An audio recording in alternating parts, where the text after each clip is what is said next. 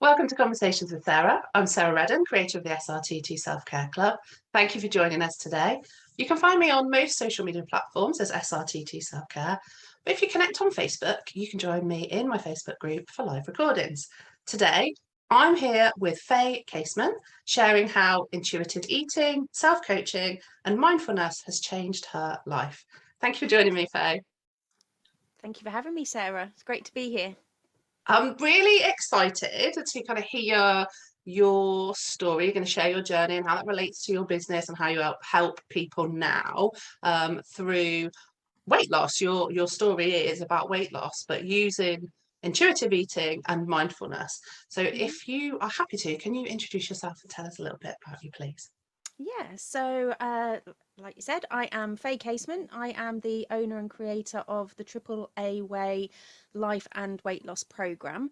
I basically have started my business because of my own journey. So I am somebody who wanted to I've always wanted to occupy a smaller body. I've struggled with my weight basically since I was a little girl.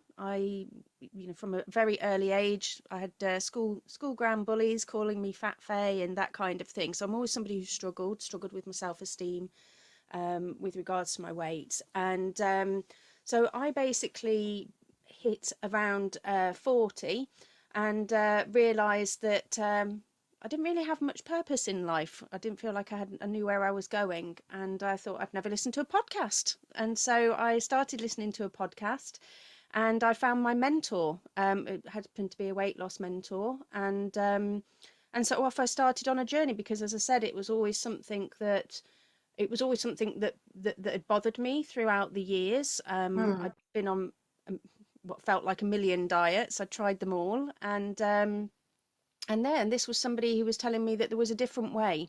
There was a different way to the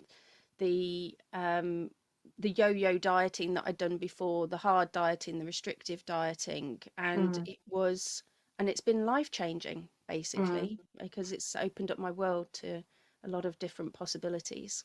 Yeah. So I'm very vocal in my communities and on the podcast about being a body inclusive space Mm. and um, don't really encourage much in the way of restrictive diet talk. Well, I actively discourage, if I'm honest, I actively Absolutely. discourage restrictive dieting talk. And so it's really, I'm quite enjoying, you're a second person I've had a conversation with around this sort of topic, and so I'm Mm. enjoying hearing the different perspectives around eating, like looking at food away from this sort of dieting Mm. culture that we have. Mm-hmm. um, so tell me from your perspective, like, what is intuitive eating? Because it's a phrase that's quite hot right now, Mm. and I'm not sure that we always really know. Like, I know what I Yeah. think I mean by that, but what do you mean by that? Yeah, so I mean, intuitive eating for me personally, it's about listening to your mind, body, and soul. So it was created by two nutritionists, and they have their 10 the 10 areas of intuitive eating. And again, everything that I've done comes around that kind of area. So it's all about rejecting traditional diet mentality and traditional methods that, quite frankly, are um, that they're not great for that mind, body, and soul, No, really. I mean, Because they I are have used the phrase before, it is disordered eating. yeah, and Diet I culture to was me is disordered eating. yes, and I was thinking about that when I was coming on here, and I was just like, oh, do I use that phrase? But it can certainly create disordered eating. I'm also a mum of a teenager, and I see I remember what the pressure was like when I was young, and so we didn't have the social media that we have nowadays. It was like more magazine and smash hits. That was about it. Yeah, But Cosmo was the thing. Cosmo, Yeah. yeah. But I still had that. I still had that pressure, and that, like, say, right from a young age, and that then led me into, let's say, sort of traditional and restrictive diet methods, because that's all that I thought there was. Mm, And again, it then leads to disordered eating. It can lead to disordered thinking, and so it's really important for me, actually, that I want to passed down to other people, and then potentially down the generations as well, that it doesn't have to be like that, because it does create disordered eating and I say disordered thinking, and that's and disordered not kind of good. self-esteem really as well. Yeah. If we're being really kind of real Mm. about it all, when there's Mm. so much focus on restricting food to fit a certain aesthetic, it Yeah. impacts the way you feel about yourself. And Hmm. you shared a little that was part of your story, that there was a massive impact on your self-esteem. So I wonder if you're happy to kind of share a bit about where you was and sort of how you got to where you are now and how that's changed Yeah. for you. Yeah. Well, I think that's what led to the sort of the lack of purpose almost when I was hitting the 40s, because I'd kind of bumbled through life not really thinking that I was amounting to much, or that I wasn't worth it. It came down to self-worth at the end of the Mm, day. You know, my self-esteem had got so knocked over the years from dieting and failing effectively, that you then think that you're no good at anything else. You know, that's how it can mm, get into your psyche ultimately. You know, what can feel like such a basic need that we should be able to do, it all of a sudden becomes the hardest thing in the world, and then it becomes, you start to hyper focus on that, you yeah. know, and then that's just it's not really a way to live. And that's, I think, what creates that yo-yo dieting, and then the low self-esteem, and that will knock into other areas of your life. And that's why for me weight loss is about life and weight loss going together. You don't just look at traditional dieting. For me, it looks at just what you eat, whereas Mm, really it's about looking at yourself as a whole person, what you do, why you do it, how you do it, and how that all interconnects. mm, And in turn, you can then start with the, because obviously, as I said, one of the things I do is self-coaching. It starts to, you can start to work on yourself and your self-esteem, and bring your self-worth back to where it was. And I've done that through weight loss, which is kind of a quite a juxtaposition almost, because I lost it through weight loss and I've regained it through weight loss, but not for the reasons that people would necessarily think, which is having that smaller body. yeah. If I never lost the weight and I still felt the way that I did, I would still be happy. But I needed the journey. I needed the process to Yeah. bring me to where I am, if that And makes that's why I was like happy and curious about speaking with you, because sense. it is almost like a contradiction, isn't it? It's like, Yeah, well, yeah, there's all this stuff that made me feel yeah. better, and I actually lost weight as well, but it's not Mm, actually the weight. The weight loss isn't the goal, even though I understand that is when people yeah. find you, that's what they're looking for. Yes. But it's about more, isn't it, really? It's about so much more. Yeah, it is about so much more. Um, as I say, I went into my journey looking for the weight loss, and as was and as is typical, you start off with that, and you still start off with that diet mentality and looking at that scale every week, and why is it not going down, and everything like that.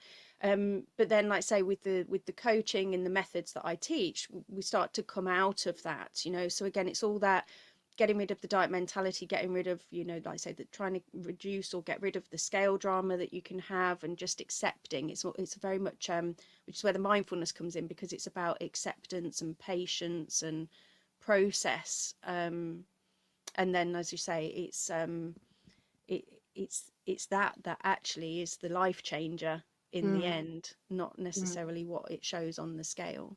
yeah. And if you don't actually really even need to weigh with my program, it really isn't about weight. It's not like a group where you would sit round and, like you would do again if you've ever been to a traditional diet thing, you know, sort of go around the room, however you're done, somebody sucks their teeth in, you know, what happened then, you know, ooh, Yeah, because 10 pounds it's off. all about it is, and I've been there. I've at a part of my journey when I was sort of looking at after I'd had one of my kids, and Mm-hmm. I was losing weight, and I was losing weight anyway by the way that I was doing what I was doing, Mm-hmm. but I felt like I needed something more structured, a bit more information. Mm-hmm. Actually, it wasn't. All it was about was like Mm-hmm. lose weight any way necessary, as Yeah, long as the scales went down. yeah. Yeah. I laugh because I can't share half the stories that I want to share. Yeah, so let me bring it back. So you said you found a mentor, and that's what sort of started to shift for you. So tell me, if you can, if you share what was going on then, what happened, what Yeah. was that shift where you kind of moved away from that, the Hmm. weigh in and all the sitting around in a room just focused Yeah. on weight, to kind of where you are now. Yeah. So I'd never really explored or looked into mindfulness, self-coaching, anything like that. I think if you'd have asked me, I'd have thought mindfulness was sort of meditating in a room somewhere. It was only for yogis and people who were, really adept at that kind of thing and very peaceful in their presence. Mm, It was. I didn't know what it was, and it introduced me to that world and introduced me to self-development and working on myself. So I've read a lot of you know books and that kind of thing that I then apply to my journey, and then I like to pass on and teach with others. And this is again what intuitive eating really is all about. It is about listening to your body, so you literally just tapping back into how you were designed to be in terms of your bodily needs, because that again gets lost through traditional dieting methods, like say restrictive dieting methods. It just creates such a disordered pattern. But then also it is about um, working on your emotional side of that as well. We eat for a lot of emotional reasons, mm, and the traditional dieting doesn't help you to work on those, whereas the self-coaching and the mindfulness and all those different types of techniques um, is what kind of brings it all together. Because what I'm aiming for and to help people with is to find sustained weight loss. So I've lost over 70 pounds, and I hand on heart know that that is not coming back because of the way that I've done it. mm. Whereas other times I perhaps would have lost weight, but it was just like I'd gritted my teeth and knuckled myself all the way down. So of course I was never going to sustain that, because it Yeah. wasn't. It became so. This has become a way of life, really, and that's what I want to encourage other people to do, is actually incorporate it into their life with the self coaching, with the mindfulness, and and then it helps to expand life and weight loss fit in together, basically. Mm, mm. So, like you say, like, why do you want women to ditch the diet then? What's the main thing for Yeah. you? I don't want to see them suffering. I think that's the thing. I've seen the light, as it were. I've seen the light, and I know that it doesn't have to be the way that it is for many women. Because of the nature of the business, I am in a number of forums, and those forums are not nice places to be, if I'm honest. You've got people in there who are obviously really struggling mentally because of this. You've got somebody who perhaps is getting deeply upset because they've gone what they would class as going off track and had a chocolate bar that day or something like Mm, that. And the suffering that you see from that, when it doesn't actually have to be that way. And so it is about wanting people to ditch diets to find freedom. Who wants to actually count calories or count points, whatever it is? Who actually wants to do that for the rest of your life? You don't, and you don't no. have to. That's the thing. And so it brings freedom, um, because not only is the method more freeing, but also, like I say, you will find a personal freedom and a personal power that you just won't get through other methods, basically. Yeah, and I think like the big thing for me is moving away from like morality, giving food morality. Mm, Food's food. Some it's yeah, more nutritional than others. Like your yeah, body gains more benefit from eating it, but yeah, it's not like morally no, bad for you to eat a certain food, absolutely, yeah. or to, you're not morally superior because you Hmm. choose to eat a certain food. You're Yeah. just providing your body with more nutritionally dense food or Hmm. less nutritionally dense food. Yeah. I mean, And ultimately, that is your choice. yeah. And that is the thing, weight loss ultimately, anything in life and weight loss is just a series of decisions. But it's when we start to apply judgment to those decisions that is when the suffering comes in. And so again, like you said, you know, labeling food good or bad, the typical and traditional words of cheat days and cheat meals, you know, and then you have to ask, well, what are you cheating on? You know, Yeah. it's just that there shouldn't be a need to cheat from anything for starters, let alone the fact that again it kind of puts certain foods or certain events, mentally it puts them completely in a disproportionate place than what they ideally would be for good mental health, I guess. Yeah. Yeah, but it causes pressure, doesn't it? Because Yeah. there's this, it's, and it is, and I talk about it all the time, but it's these societal expectations that we have kind of just accepted as the norm. Mm, I love now that there are movements sort of challenging these ideas, mm, especially as women, yeah. that we need to occupy a certain type of body Hmm. to feel good about who we are. Hmm. I really want to swear, but I'm not gonna. Like, it's nonsense.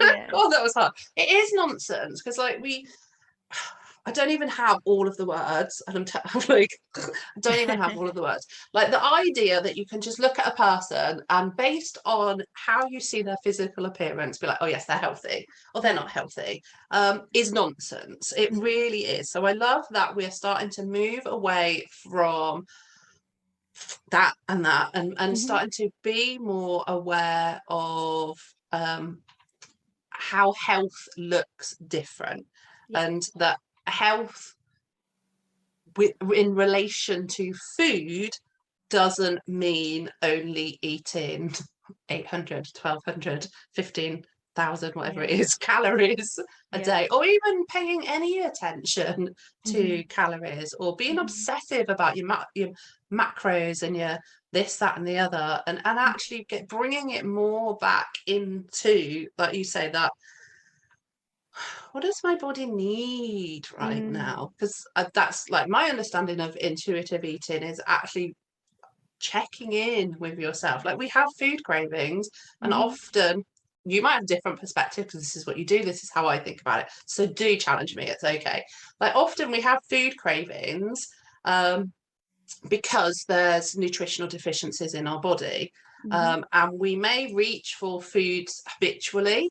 Hmm. Um, but if you explore what the craving is, there will be a more nutritional alternative, potentially. So Hmm. I'm thinking about chocolate. We can Hmm. crave chocolate uh, Hmm. because of everyone talks about sugar addiction and all that lot. There's that. There's the emotional side to it. But sometimes it is because there's a nutritional deficiency in our body, and we've recognized on some level that eating chocolate sates that craving. Hmm. If we explore a little bit further, then you can understand that there's something in chocolate Hmm. that is needed, and you could choose to get that from an alternative source if you wish Hmm. to, or choose to have your chocolate because you Yeah. also enjoy eating the chocolate more than the other thing that you Yeah. get to eat. I don't, Yeah. I don't know what your thoughts around that sort of stuff. No, I 100% agree. I did a training on cravings and urges the other week, and it was all around that ultimately. You know, it will be for a variety of reasons, but again, where traditional dieting fails is that it doesn't get you to look at that. It just basically says don't eat the chocolate. Don't eat It the chocolate. doesn't, don't eat chocolate, you know, Yeah. which is rubbish. I've eaten a fair bit of chocolate and I've still lost 70 pounds, so it's not the chocolate. It's more it is, like I say, it's just about bringing that awareness to yourself. And again, once you start to get that awareness, I mean, my AAA way, that the A's are awareness, action, and accountability, Mm. which is the process in itself, but it's also the life-changing part, you know, because once you gather that awareness in whatever it is that you're doing, you can then make those decisions, decide whether you're going to step into action or not step into action, and what you're going to step into action over. So like you say, you're faced with the chocolate. What is it that you want to do? Do you want to eat the chocolate? And if you want to eat the chocolate, eat the chocolate. If you want to explore why, then you explore why, you know. Yeah. So and again, I've got the tools, and I give my ladies the tools in order to help them to make those decisions, so to help them to gather that awareness, make them realize, because I think that's the first thing actually, is knowing that there is that alternative. Because as I say, there's so much out there from the diet culture where it's just like, don't eat the chocolate, don't eat the chocolate, don't eat the chocolate. Yeah, It never says why. yeah, Um, and so it's about just trying to encourage people to look beyond the what, and find out, like you say, how they're, because again, it will be mind, body and soul, because it's either body because, like I say, it's a nutritional thing, or it's mind because perhaps I'm feeling stressful and I know that chocolate gives me the yeah, endorphin, it gives me that rush. Or again, it's just a soul thing. I'm feeling so soul to me is just about joy. So yeah, just might be feeling like I need some joy in my life, and therefore the brain knew that gave me joy, so it's going to send me in that direction, isn't it? Because it's all comes down to the brain at the end of the day. The yeah. brain wants to keep us in a neutral state and happy, and it's going to direct us off. But again, if nobody ever tells you how the brain works, because again, I didn't know how the brain worked. I didn't know that this was effectively, a set of thoughts and physiological and how that all fits together. And I think once you know that and understand that and know yourself more as a result, again, that's where the changes come in, and it's life Because changing. traditionally, it's a lack of willpower. It's a Mm. lack of willpower, and so of course you're failing Yeah, anytime, and it's exactly. something fundamentally wrong with you as a human being, Yeah, that you that can't you can't stay just away from do chocolate. this thing. Yeah, that you Yeah, can't just do this thing, rather than yeah. understanding there's reasons behind everything. And I think the more awareness you've got about your own process, the easier it is Hmm. to change any habit. Yeah, Really, it's absolutely. that Yeah, self-understanding. I'm really yeah. fascinated as well at the moment. I love TikTok. I spend a lot of time Hmm. on TikTok, and I'm seeing a lot of stuff at the moment about links between like neurodiversity Hmm. and like the way the chemicals are processed in the brain by the brain, Hmm. and relationships with food. And Mm. that's not something I'd ever really heard of before. Again, this isn't my area of expertise, but it is a place that I occupy an Mhm. interest in. Mm. I don't know if this is something you touch on in your program, if it's something that's in the awareness of your program, or anything that's or something that you talk about. If you do, what are your thoughts? Yeah. It's certainly something that I am interested in, that I'm not really able to go into too much on the podcast. But it certainly, I have researched into that and I have looked into that. And I think whether you are neurotypical or neurodiverse, again, it is still about learning your own patterns. Yeah, And certainly coaching and self-coaching has been proven to be fantastic for people with ADHD, for yeah, example. Because I think, again, traditionally, and this is just my view, but traditionally, there's kind of that, so for example, the I'm trying to think of the best way to describe it, but you know I think, and again, it goes through diet and everything like that. I guess historically we didn't have awareness as a society about how things worked, if that makes mm, sense. So we didn't go looking for those solutions. So again, like, back in the 80s or whatever, if it was dieting or whatever, it would have been about, like say willpower and that kind of thing. So culturally, yeah, that kind of stuff has stuck. And again, if it was, somebody who'd got, like say, perhaps ADHD, which is sort of the experience that I'm a bit more aware of, perhaps it would have been the case of that they would have just said, well, that's just how they are, or something like that. Whereas mm, actually there is that element of, that, but it's important to still get to know yourself, because again, just because you've got you're neurodiverse and you've got ADHD, you've got dyslexia, there's so much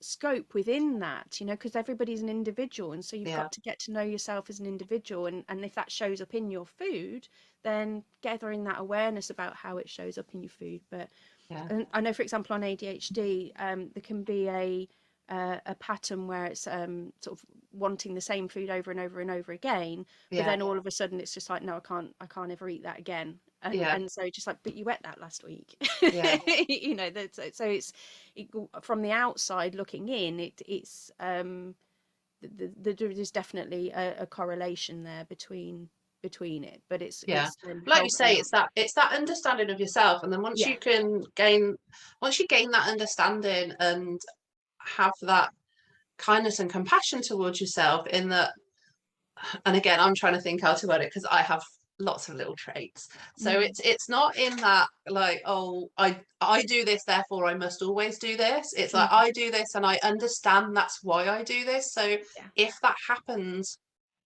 I'm not going to beat myself up about it. Yeah. And I'm that's just going so to important. understand myself and know Mm-hmm. what helped me Mm-hmm. in this situation. So, like you Mm-hmm. say, that I'm making a choice, that Yeah. I'm being aware of what Mm-hmm. I'm doing, Mm-hmm. and um, because really that's the fundamental of it all, really, isn't it? When you've Yeah, got that basically. awareness Yeah. of any reaction or you have to a situation or any behavior that comes out for you in a situation, you Mm-hmm. get a choice about how you move forward with it and how that is different for you. Mm-hmm. Mm-hmm. Yeah, and that like I say is absolutely critical to it. And as well, you said some of my favorite words in there as well, which is about kindness and compassion, because again, you know, when it comes back down to sort of traditional dieting, it's very much like beat yourself up, you know, lose weight through fear, really. Mm, Whereas actually my what I teach is losing it through self-love, and it is through compassion and kindness, and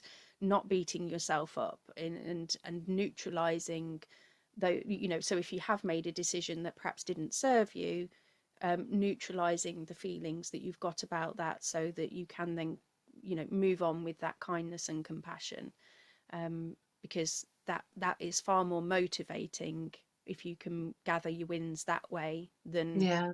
doing it through fear. Yeah, because the reality is cruelty doesn't really No. equal change. Yeah. Like, really. Yeah. Well, again, your body is designed, isn't it, to run away from pain and go towards pleasure, typically. Yeah. You know, it's all comes back down to our cave person days, as it were, you know, and so again, it doesn't make logical sense really when you think about it, but yet diet culture still wants you to go that way, and Mm, it's not, it doesn't serve in the end. mm. So So how have these things in your changed like your life for you? mm, How has your journey before you started the business changed things for mm. you? Yeah, so I say I'd bimbled through life basically. Like I say, I'd got to 40. I mean, I'm actually a HR consultant by day. I've got effectively a very successful career, alternative career, but I still felt like I kind of bimbled into it a bit really. And you know, Mm, you go through the motions, and like most people, there'd been times where I'd had stress and probably been on the verge of burnout and different bits and bobs, and that's changed through this experience, because I've realized, again, say it's given me so much personal power because of how I've shown up for myself on a daily basis, and how I've worked and changed my thoughts, and um, so I don't typically get stressed anymore. The relationship with my daughter is completely different. I think if we'd have hit so she's 15. So if we'd have hit teenage years and me being perimenopausal mama, you know, I've got visions of how it could have been had I not yeah. had I not found self coaching and mindfulness and everything like that. So it's changed my relationship with her. Um, she's obviously sees me in a different light because of what I do and how I do it, and so hopefully that rubs off on her, and so hopefully she then doesn't get into that sort of diet trap that I had Mm, when I was younger. um and again, I've kind of found my voice. I mean, I'm here for starters. I've created a business, you know, but also in day job work, I've you know, I speak up more. I tell my story, and I used to be really worried about. I was a complete and utter perfectionist. I mm, call myself a recovering perfectionist, and that would mean that I would show up in a certain way, and I'd show up with fear. You know, I would yeah. show up worried that things were going to go wrong, and that's gone now. That pressure is gone, and it means that I feel like I live a far more intentional and a far more purposeful life, and that I can pretty much turn my hand to anything now, and I know that I will be okay. And that's Yeah. really important, because once you take the fear away, I say, it makes you pretty unstoppable. Yeah. And none of that is related to the weight loss. That's the No, process. The weight no, loss that is was the just process. The weight a loss was happy the side tool. effect. Yeah, absolutely. And that's what I would encourage for my ladies is that it is about the weight loss is a byproduct of the process, because Mm. I used to eat because of the emotion. I was an emotional eater. I was also a clock eater, so basically I was conditioned like Pavlov's dog Yeah. at 9, 12 and 5 to eat, and but even if I wasn't hungry, and there's so many little habits that you pick up. So like we were Yeah, it lunchbox blows my kids. mind. I understand that many people's days are structured in a way that they only have opportunity to eat at a Yeah, certain time. yeah. But yeah, it's But it can condition you quite yeah. heavily, and I think that's through going through school and then work days, so again, depending on what you work, what you work and where you work, that all impacts into perhaps how you show up around food and different things as well. And so it's just getting to know all of that, but in doing so, like I say, the two bits go together like a jigsaw ultimately, because if I'm if I'm getting angsty at work because I'm hungry, how am I going to show up at work? Mm, My concentration might be down. I'm perhaps I'm perhaps not focusing as much. I could even be getting touchy with my colleagues. Who knows what it is? And again, these are things that aren't traditionally looked at. And so, once again, you get that awareness of your mind and body, you can start to make better decisions in everything that you do through life. mm, brilliant. Yeah. So I feel like we're kind of near the end. hmm So just for people that are listening, are there any tips that you want to offer to hmm them to take away today? Yeah. So, yeah, I mean, if I was going to offer 3 tips, I think it would be about keep learning about yourself, keep figuring out how you tick, how you show up in life, and if you're working on weight loss, how you show up in and around food and weight loss.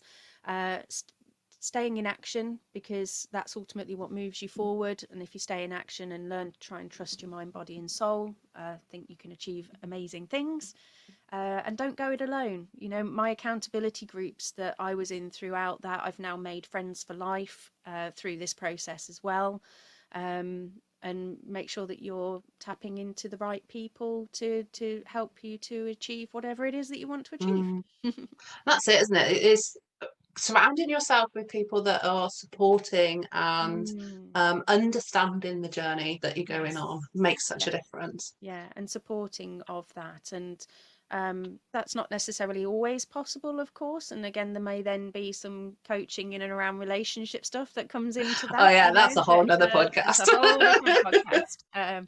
But it's all things that comes up, and that's what we deal with. So, yeah. Perfect. Thank you. And is there anything else you want to leave people that are listening with today? I think all I would just say is to be you. I mean, that's just the most important thing. We are all individual. We are all unique. You deserve your best and unique life and process, and that's what you can. That is all out there and open and up for grabs for you if you want it. I love that. Yeah, Mm. show up as you. Show up as Show you. up as you. Thank you. Thank you so much for joining Yeah. me. Thank you for having me. It's been delightful. Yeah, I really enjoyed it. It's been really interesting. I know we've gone off on some tangents, but I always do. So That's thank you okay. for joining me on them. Yeah, you're welcome. Thank you. Thank you to those that have listened. I hope that you've enjoyed today's episode. I'll be back next Wednesday with a new guest. Until then, stay curious and be kind to yourself.